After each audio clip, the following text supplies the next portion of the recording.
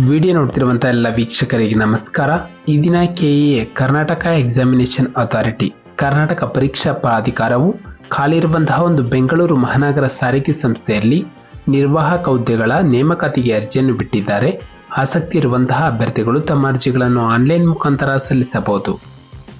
ನಮ್ಮ ವಿಡಿಯೋನ ಮೊದಲನೇದಾಗಿ ನೋಡ್ತಿದ್ರೆ ನಮ್ಮ ಚಾನಲನ್ನು ಸಬ್ಸ್ಕ್ರೈಬ್ ಮಾಡಿ ಹಾಗೂ ಪಕ್ಕದಲ್ಲಿರುವ ಬೆಲ್ ಐಕಾನ್ ಅನ್ನು ಪ್ರೆಸ್ ಮಾಡಿ.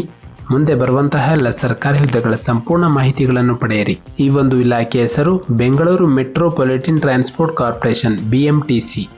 ಹುದ್ದೆಗಳ ಹೆಸರು ಕಂಡಕ್ಟರ್ ಹುದ್ದೆಗಳು. ಒಟ್ಟು ಹುದ್ದೆಗಳ ಸಂಖ್ಯೆ 2500 ಹುದ್ದೆಗಳು. ಅರ್ಜಿಯನ್ನು ಸಲ್ಲಿಸುವ ವಿಧಾನ ಆನ್ಲೈನ್ ಮುಖಾಂತರ ಅರ್ಜಿಯನ್ನು ಸಲ್ಲಿಸಬೇಕು. ಕರ್ತವ್ಯದ ಸ್ಥಳ ಕರ್ನಾಟಕ.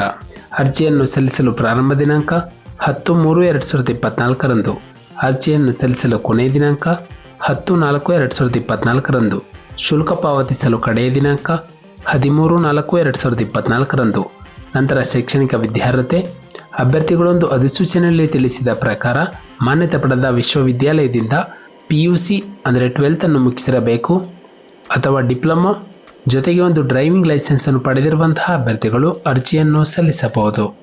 ನಂತರ ವಯಸ್ಸಿನ ಮಿತಿ ಅಭ್ಯರ್ಥಿಗೆ ಕನಿಷ್ಠ 18 ವರ್ಷ ತುಂಬಿರಬೇಕು. ಗರಿಷ್ಠ ಸಾಮಾನ್ಯ ವರ್ಗದ ಅಭ್ಯರ್ಥಿಗಳಿಗೆ 35 ವರ್ಷ, ಪ್ರವರ್ಗ 2A 2B 3A 3B ಅಭ್ಯರ್ಥಿಗಳಿಗೆ ಗರಿಷ್ಠ 38 ವರ್ಷ, ಪರಿಶಿಷ್ಟ ಜಾತಿ ಪರಿಶಿಷ್ಟ ಪಂಗಡ ಹಾಗೂ ಪ್ರವರ್ಗ 1 ಅಭ್ಯರ್ಥಿಗಳಿಗೆ 40 ವರ್ಷಗಳ ವಯಸ್ಸಿನ ಸಡಿಲಿಕೆಯನ್ನು ಕೊಡಲಾಗಿದೆ. ಮಾಜಿ ಸೈನಿಕ ಅಥವಾ ಇಲಾಖಾ ಅಭ್ಯರ್ಥಿಗಳಿಗೆ 45 ವರ್ಷ.